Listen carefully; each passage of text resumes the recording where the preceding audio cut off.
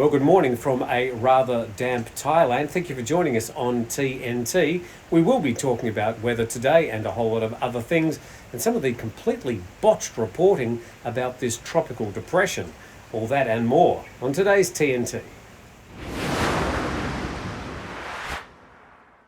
Yes, back in the living room studio, and today we're shooting on the iPhone. This is the new iPhone 14 and using the front camera there, so hopefully the camera quality has picked up a little bit. It just means when I head to Australia in a couple of weeks, I still want to do the program somehow, some way. I'm not sure how that's going to work, but at least if I can use this as a camera, it just makes things a little bit more portable, certainly much better quality than the camera, the webcam on the MacBook. Let's get into today's program, and we're going to start by talking about Noru and the storm, and of course a lot of thoughts out to the people who are being affected by the rain and the floods that have been caused by this torrential tropical storm. So I thought I'd type in Typhoon Noru into Google, and it came up with 10,700,000 results. But if you type in Hurricane Ian, it comes with 453 million results. So I'm not exactly sure what that means. I'll let you make up your own mind. But let's have a look at the coverage of Typhoon Noru here.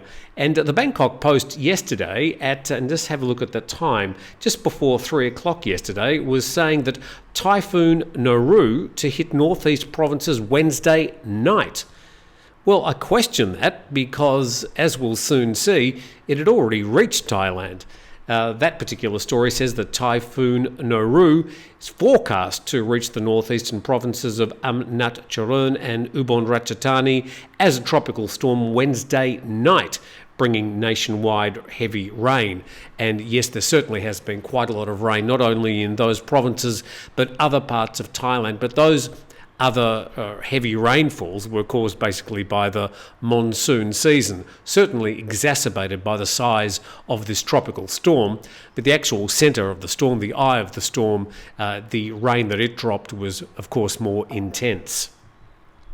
And that story said that although the storm had not yet arrived in Thailand, which it had, at least 12 provinces, mostly in the northern and northeastern regions, were already reporting flooding caused by rain that has pounded all regions since last week. The reasons they were getting pounded by rain in those provinces is because the tropical storm was already here. As reported in Phuket-Go yesterday, Tropical Storm Noru crosses into Thailand. And they even went to the trouble of posting a photo there. I've gone to the trouble of marking the Thai border for you. And because it was travelling from Vietnam through Laos into Thailand, you can see it's already well into Thailand, and certainly there between the provinces of Amnat Charoen and Sisaket, heading towards Nakhon Ratchasima. And the story saying that the storm that had passed through the Philippines, Vietnam, and today Laos, that was yesterday, the remnants of Typhoon Noru has crossed over the Mekong River into the northeast of Thailand, bringing with it heavy rains in provinces in its path. So at least they got it right. And the nation also fell into the same trap. Storm Noru yesterday to weaken before entering Thailand tonight and Thursday morning. And it says the Geoinformatics and Space Technology Development Agency released satellite photos on Wednesday to confirm that Typhoon Noru would reach Thailand by Thursday morning at the latest. So here they are referring to the Geoinformatics and Space Technology Development Agency, but that information is freely available on at least 4 or 5 websites that I know of. Very easy to find on a Google search, which will show radar information, which is live, satellite information, which is live, and you can track these storms very easily yourself without having to put up with the media making such profoundly out-of-date and out-of-touch comments and stories. And even down the bottom there, the GISTDA said the storm was expected to weaken into a depression before entering Thailand on Wednesday night or early Thursday.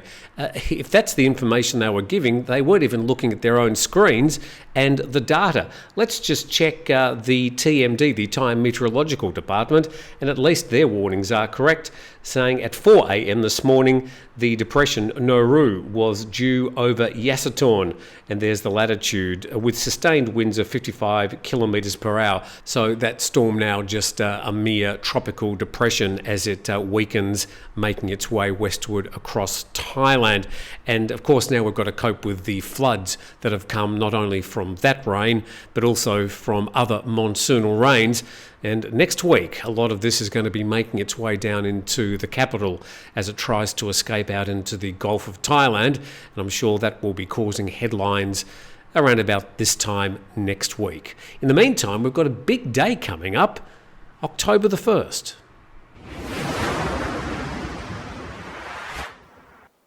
October the 1st. Remember that date, a big day this Saturday, and it's a party and everybody's invited, including you. What is happening on October the 1st? Firstly, there's going to be no more emergency decree. Now, this may not have been something that you've noticed much over the past couple of years, but the emergency decree has been in force in Thailand, and after this Friday, no more emergency decree. Same with the CCSA, which has been the COVID task force, which has been making all the decisions in relation to COVID-19 restrictions, vaccines, and unwinding all that over the past year. Well, that's no longer in force either. It may remain in some sort of advisory capacity, but the actual role of running the country goes back to the Parliament in relation to COVID-19 and the mitigation departments and the public health department. Now, when it comes to arriving in Thailand, there's also some good news, because from October the 1st, you're no longer required to provide proof of vaccination, COVID-19 vaccination, when you check in or when you arrive in Thailand. Same with PCR or ATK testing. You won't be required to provide a negative ATK or PCR test if you haven't been vaccinated. And it's also good news for students at schools, because from October the 1st, students won't be required to wear face masks at school or have socially distanced areas between them. Now, that has been fairly rigorous in Thailand at schools, but after October the 1st, the students won't be legally required to wear face masks or socially distance. Schools will still be required to provide things like hand gels at schools, and some individual schools may decide they want to keep the wearing of face masks in force. That'll be between the parents, the schools, and I suppose the students to decide what they individually want to do. But legally, they won't be required by the Thai government to wear a face mask or socially distance. I think a lot of students will be very happy about that, given that they've been living in this sort of twilight zone over the past 2.5 years of having to go to school every day with face masks and wear them throughout the day. So a big change there for students as well. So mark it in your calendar, October the 1st, a big date and some big changes. Now, a lot of this is just really an evolution of what's been happening over the past 6 months in Thailand, as things have slowly opened up. Thailand is now about as open as it's going to get. You're invited to come back.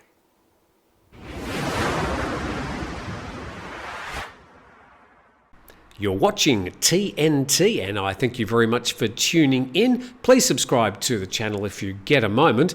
Go on, just right now, down there, just press the subscribe button. We'll just wait until you're ready.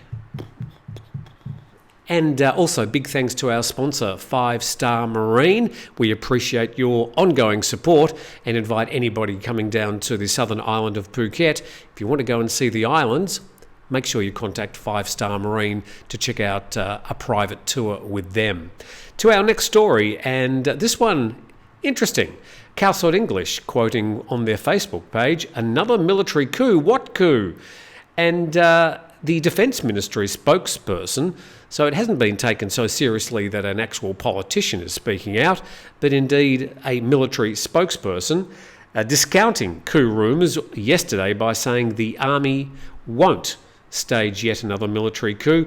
He said, "I can confirm that there won't be a coup. Please feel assured and trust us." Okay. And just going to the third paragraph there, the remark came after the Digital Economy Minister reiterated his warning made last week that there could be another military coup if there are too many protests this Friday, when the Constitutional Court will rule whether General Prayut Chan-o-cha has overstayed his term of 8 years as PM or not. So this is the announcement day on Friday from the Constitutional Court, which will decide whether Prayut Chan-o-cha can return to the top job as PM, or whether they're going to leave the acting Prime Minister Prawit Wongsuwon in that position. And further, he said that if there's a coup this time, it won't be engineered by Prayut or caretaker PM General Prawit Wongsuwon, but will by people who control the army. Well, there's another question. Who are these people that are controlling the army? I think we all deserve to know that one. To our next story, and this is from Nation Thailand today. The World Bank raises Thailand growth forecasts to 3.1% amid signs of economic recovery. This story says that the World Bank raised its forecast for Thailand's GDP this year from 2.9% to 3.1%, following recovery in consumption and exports. Interesting situation where you've got a lot of the world going into negative GDP over the past few quarters, and that's happening in a lot of countries, but Thailand looking that it may be going from, well, maybe 2.9% increase in its GDP up to 3.1%. But the second paragraph saying, however, the bank also reduced Thailand's growth forecast for next year from 4.3 to 4.1%. The fourth paragraph, the World Bank expects growth in the East Asia and Pacific region this year to drop sharply to 3.2% due to the impact of China's strict COVID-19 restrictions on industrial manufacturing, domestic sales and exports. And more directly, of course, Thailand's tourism industry, which used to gain some benefit from 25 to 30% of its tourists coming from mainland China. And that, of course, won't be happening anytime soon. Some people predict it could be at least well into next year, but that particular decision is out of the control of anybody in the TAT. We'll have to wait for the Chinese government to decide what's going to happen with that. You're on the TNT program, and thanks to 5 Star Marine, a little bit more news about tourism, and this from The Nation Thailand's Facebook page. Nok Air scraps the Korat to Chiang Mai route in a blow to Northeast Province. Korat, also known as Nakhon Ratchasima, which is sort of the gateway to the northeast or the Isan provinces of Thailand as you head out of Bangkok. Nok Air has scrapped its Nakhon Ratchasima to Chiang Mai route less than 2 months after launching the service, which proved to be commercially unviable. So there we have a picture of one of their Dash 8s, which they use for some of their short hops across the country. So some of the local airlines, Nok Air included, battling their way out of bankruptcy at the moment, trying some new routes, trying to regain customers, but that one didn't work. So sad news for Nok Air and people in that region. The Bangkok Post also, Facebook post, the Cabinet yesterday approved extending the Smart Visa scheme to cover a total of 18 targeted industries. That's up from an existing 13, aiming to entice skilled workers, investors, executives and entrepreneurs to work or invest in Thailand. This is another one of the, well, basically the long-term resident visas. The Smart Visa is for skilled workers. There is a price tag involved, of course, but interesting to see that they've increased the number of industries that they're targeting from 13 up to 18. So if you'd like to know more about the smart visas and the opportunities they provide for people living long-term here in Thailand professionally, and if you'd like to learn about what the increase in the industries are from 13 to... Oh, hi, Dina. Obviously after food, then you can go to their website at the boi.go.th website. And she's just decided to join in and jump up there. Hi, Dina. Join in the program. Okay, so that's the smart visas. So an opportunity there for people who are looking at a long-term stay here in the kingdom to go to their particular website, boi.go.th. Opportunity for some good news, and this is one of the festivals held in Thailand from Richard Barrow in Thailand. Richard, of course, is usually called popular blogger Richard Barrow, and he's reporting that the Light and Sound Show during the River Kwai Bridge Week in Kanchanaburi has been confirmed to take place from the 26th of November to the 5th of December. The event is remembrance of the historic events of World War II that occurred in Kanchanaburi province. So that would be well worth going to. In fact, I think I will. Now, a lot of people say, how do you pronounce River Kwai? We used to learn it as the River Kwai because there was the famous film The Bridge on the River Kwai, and that's how they used to mention it. But a lot of locals say, no, it's pronounced Quair. So I thought I'd just do a bit of quick research. This from Adventure Life and their story, Kanchanaburi and the River Kwai or Quair. And it says, a little known misconception on the pronunciation of the River Kwai, which is pronounced and rhymes with Y, is actually a Thai insult meaning water buffalo. The River Kwai is more accurately pronounced to rhyme with the word square and where, as in Quair. So there you go. Apparently it's meant to be pronounced the River Quair. So if you go up to Kanchanaburi and talk to the locals, refer to it as the River Quair and you'll probably get a big tick, maybe even a discount. And to our final part of news, the news coverage today, as we look at the Straits Times and just seeing some of the stories that they're covering. Of course, Hurricane Ian pummels the Florida Gulf Coast with catastrophic fury, and best wishes to the people in the southern part of the US with that hurricane barreling into Florida. We hope everybody is safe. The Bank of England intervenes in UK bond market to stem a historic rout. The US dollar has become a wrecking ball. WhatsApp users in Singapore urged to update app to patch security holes. At least 200,000 Russians have left Russia since Putin's draft began. Cambodia cracks down on cyber scam syndicates, likely to push them to Myanmar.